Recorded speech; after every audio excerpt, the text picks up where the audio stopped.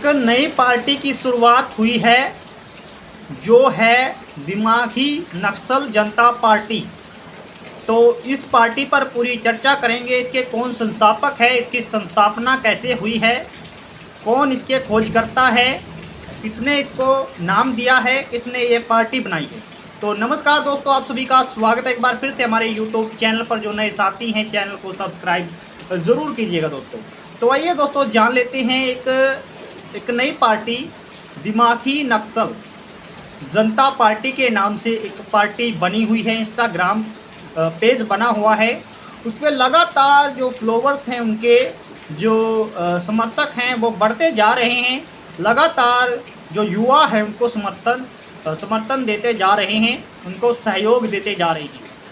लगभग 15 अगस्त को ये पार्टी बनी है और 15 अगस्त से आज 18 अगस्त को आप यदि 3 से 4 दिन में लगाएं तो 4 लाख के करीब उनके फॉलोवर्स हैं, उनके सहयोगी हैं इंस्टाग्राम पेज पर हो चुके हैं। तो इसके जनक हमारे देश के प्रधानमंत्री हैं, जिन्होंने अपने 15 अगस्त के भाषण के दौरान लाल किले पर जब वो भाषण दे रहे थे उसके दौरान एक ऐसी बात कही है जिसके कारण इस पार्टी की स्थापना हुई है, ये पार्टी बनी है, ये पार्टी उभरी है।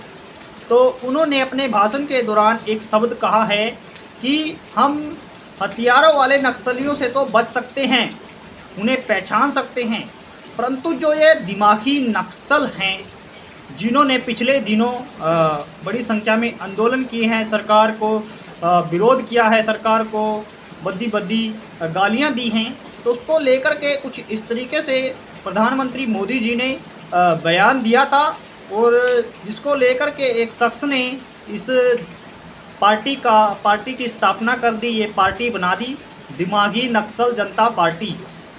तो अब पहले तो एक सीजेपी जनता पार्टी थी जिसे के विरोध में युवाओं ने कॉकरोच कहा था। जो हमारे देश के चीफ जस्टिस हैं उनके द्वारा ये शब्द निकला था उनके मुख से, तो तब तो ये सीजेपी जनता पार्टी यानी कि कॉकरोच जनता पार्टी बन गई थी। अब हमारे देश के प्रधानमंत्री जी नरेंद्र मोदी जी के मुख से ये शब्द निकला है दिमागी नक्सल, तो अब ये नई पार्टी बन चुकी है, यानी कि नई मुसीबत आ चुकी है बीजेपी पार्टी के लिए। युवाओं को ही दिमागी नक्सल कहा गया है और पहले कॉकरोच कहा है युवाओं को। तो कॉकरोच कहने का खामियाजा तो सरकार अभी तक भुगत रही थी, जिसका खामियाजा उन्होंने धर्मेंद्र प्रधान का इस्तीफा दे करके भुगता है। और अभी तक भी कॉकरोच जनता पार्टी रुक नहीं रही है, लगातार आंदोलन करती जा रही है, लगातार प्रदर्शन कर रही है। उसके बावजूद जन अल्फा जाग चुके हैं, छोटे बच्चे आंदोलन कर रहे हैं अपनी आँखों के लिए, अपनी शिक्षा के लिए। और अब 3rd नंबर पर ये पार्टी आ चुकी है दिमागी नक्सल जनता पार्टी।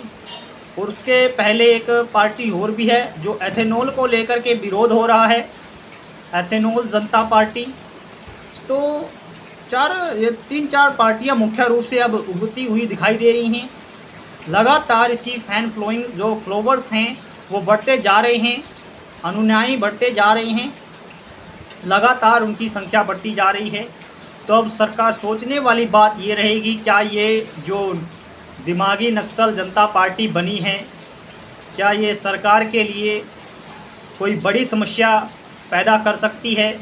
जिस तरीके से कॉकरोच जनता पार्टी ने समस्या पैदा की है, एथेनॉल जनता पार्टी ने समस्या पैदा की है, और उसके बावजूद जो जैन अल्फा है वो लगातार सड़कों पर उतर चुके हैं, स्कूलों को सुधार लेकर के, टीचर्स को कमी को पूरा करने को लेकर के, और स्कूलों की अच्छी कंडीशन हो, सुधार हो, शिक्षा व्यवस्था में सुधार हो, ऐसी स्थिति, ऐसी मांगे हैं जैन अल्फा की।